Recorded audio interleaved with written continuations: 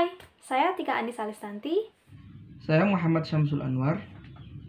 Saya Dina Nimatul Ulia. Saya Wahyu Rizky Prasetyo. Di sini kami akan membahas sejarah dan perkembangan retorika klasik.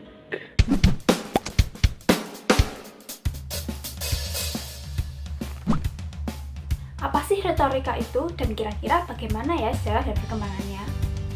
Retorika merupakan ilmu bicara di mana retorika ini masih memiliki hubungan dengan public speaking. Nah, public speaking sendiri atau retorika ini merupakan suatu komunikasi yang berhadapan langsung dengan audiens atau pendengar. Bahasa yang digunakan juga harus seefektif mungkin, yang berarti harus terampil dan mahir dalam memilih kata agar bisa mempengaruhi para pendengar.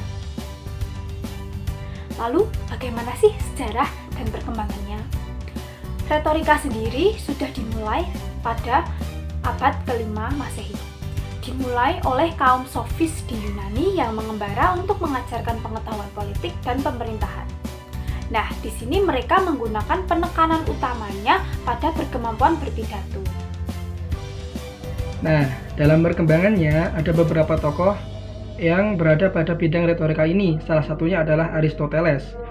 Ia mengatakan bahwa retorika itu adalah sebuah filsafat. Nah, adapun tujuannya adalah untuk membuktikan maksud pembicaraan atau menyampaikan pembuktian. Menurutnya, keindahan bahasa hanya digunakan untuk membenarkan, memerintah, mendorong, dan mempertahankan sesuatu.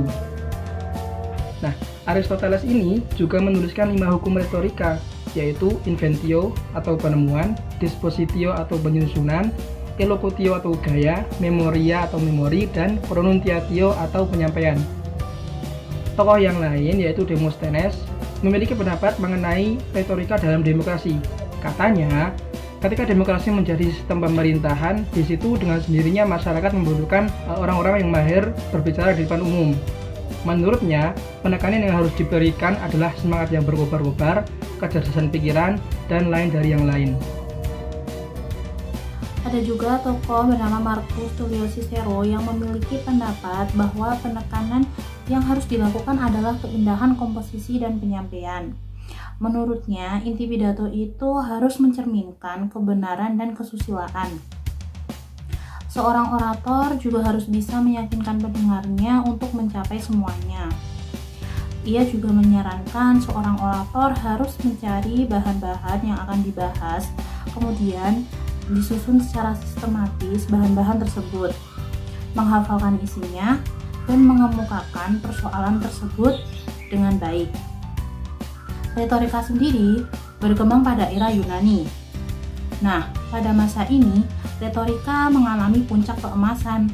Dahulu, orang Yunani itu merupakan perantau yang memiliki jiwa-jiwa petualang.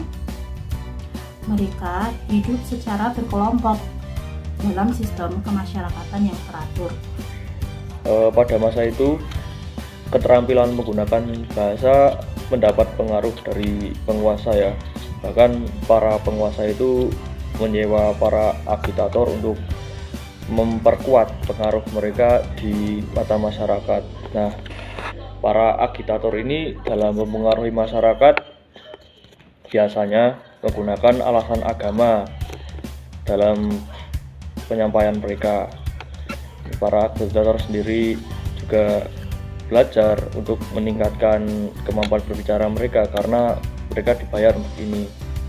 Nah, hingga seiring berjalannya waktu, bangsa Yunani ini ditaklukkan oleh Makedonia dan kerajaan Romawi, sehingga retorika Yunani saat ini hanya dianggap sebagai ilmu yang dipelajari di sekolah.